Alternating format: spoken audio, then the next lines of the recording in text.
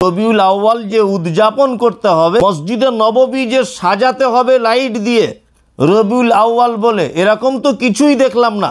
এবং নববীর পাশে যত মসজিদ আছে, মসজিদে কুবা, মসজিদে কিবলাতাইন, মসজিদে আলী, মসজিদে আবু বকর, মসজিদে ওমর, তারপর মসজিদে গামামা, মসজিদে কিবলাতাইন, মসজিদে সাবা, যত জায়গাতে ঘুরে দিলাম, মসজিদে বেলাল, সমস্ত মসজিদে।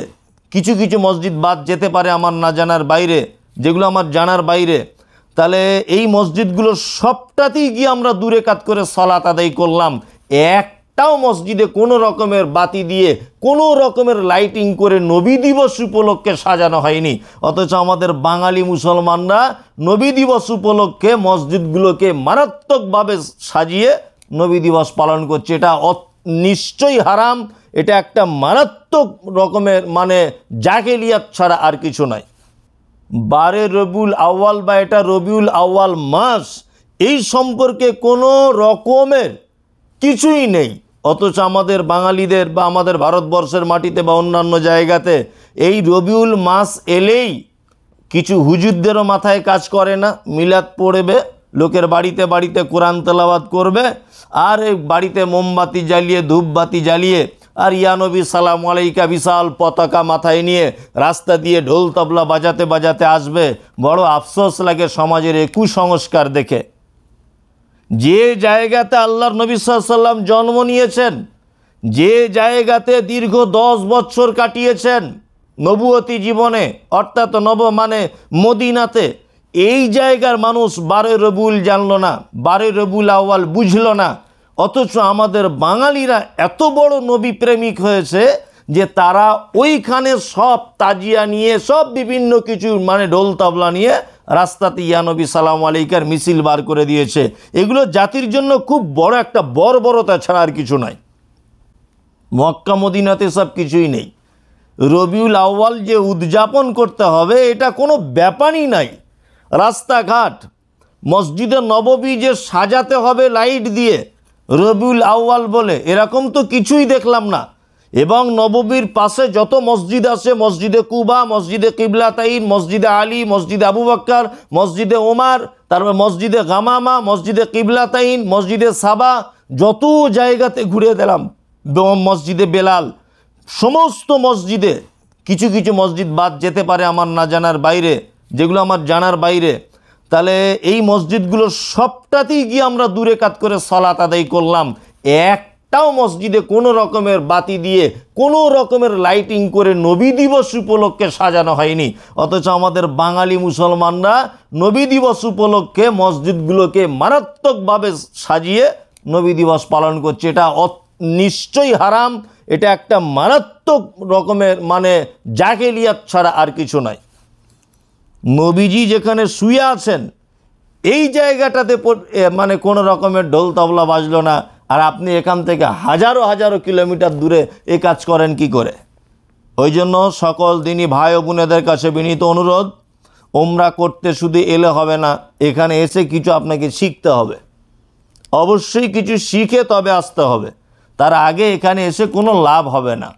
কিছু সহি হাদিস এবং কোরআন পড়ুন, তারপরে এখানে আসুন। আর আপনি এখানে এসে আপনার জীবনের সঙ্গে এইখানকার মানুষদের জীবনটা একবার মিলিয়ে দেখবেন। আপনি বাংলাদেশে, আপনি ওয়েস্ট বেঙ্গলে যেভাবে সালাত আদায় করেন, এখানকার স্থানীয় মানুষেরা সেভাবে করছে কিনা, আপনি যেভাবে জীবনযাপন করেন এখানকার মানুষের সঙ্গে আপনার ডিফারেন্স আছে কি না।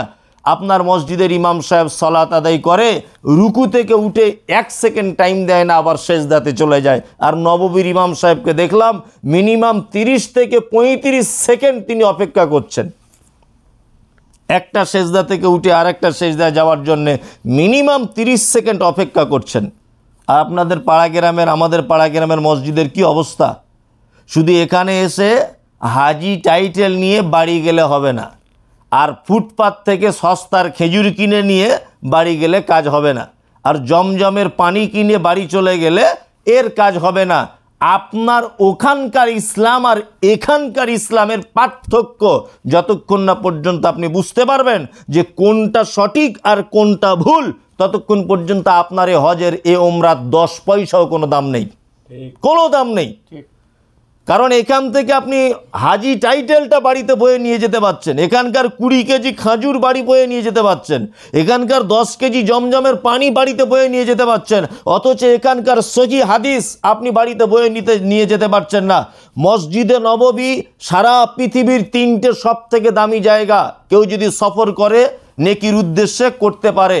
এক বাইতুল্লাহ, এক নববী, আর একটা মসজিদে আকসা, আর তার পাশাপাশি একটা মসজিদে আছে মসজিদে কুবা। আল্লাহ নবী সাল্লাল্লাহু আলাইহি ওয়াসাল্লাম বলেছেন, কোনো মানুষ যদি মসজিদে কুবাতে গিয়ে 2 রাকাত সালাত আদায় করে তাহলে সেই লোকটি একটি কবুল উমরার সমপরিমাণ নেকি পাবে। এটা সহি হাদিস থেকে প্রমাণিত। এখন ঘটনা হচ্ছে যে আপনি সমস্ত কিছু করলেন, কিন্তু বাড়িতে গিয়ে যেদিন হজ থেকে বাড়ি গেলেন, ইমাম সাহেব ফরজ নামাজ পড়ার পরেই আল্লাহুম্মা আমিন রব্বানা আতিনা ফিদ দুনিয়া, আপনিও হাত তুলে দিলেন। কই নববীতে আপনি 40 ওয়াক্তের নামাজ পড়লেন, এক ওয়াক্ত ইমাম সাহেব দোয়া করেছে? আপনি দেখতে পেয়েছিলেন যে এক ওয়াক্ত ইমাম সাহেব হাত তুলে দোয়া করেছেন? জুম্মার দিনে তো লক্ষ লক্ষ মানুষ নববীতে সালাত আদায় করছে, আপনি দেখেছেন একবারও যে এক ওয়াক্তে ইমাম সাহেব দাঁড়িয়ে বা বসে দোয়া করছে আর পাবলিক সবাই আমিন আমিন করছে? এটা বেদাত, চরম অন্যায়। ফরজ নামাজের পরে সম্মিলিত মোনাজাত। আপনি এখানে আসেন কি করতে? মদিনায় মার্কেট করতে আসেন, জামা কাপড় কিনতে আসেন, জুব্বা কিনতে আসেন, খেজুর কিনতে আসেন? হ্যাঁ, এছাড়া আপনার আর কিছু নয়। সকলে ভালো থাকুন আর সুস্থভাবে আল্লাহ সুবহানাহু ওয়া তাআলা আমাদের উমরাকে কবুল করুক এবং আমাদের উমরা সফরকে আসান করুক। আর যারা আগামীতে আবার আসবেন, আপনাদের কাছে বিনীত অনুরোধ, সঠিক জানার জন্য আসবেন এবং যেটা বাতিল মনে হবে সেটা বর্জন করার জন্য আসবেন। নাম্বার 3, আপনি জেনে বুঝে তবে হজ করতে আসবেন বা উমরা করতে আসবেন। এমনি টাকা রয়েছে বলে গাড়ি চেপে প্লেনে করে চলে এলাম, এ হজের 10 পয়সাও দাম নেই। আল্লাহ আপনাকে আমাকে সকলকেই বোঝার তৌফিক দান করুক, আমিন। সুবহানাকাল্লাহুম্মা ওয়া বিহামদিকা আশহাদু আল্লা ইলাহা ইল্লা আনতা আস্তাগফিরুকা ওয়া আতুবু ইলাইক। আসসালামু আলাইকুম ওয়া রাহমাতুল্লাহ।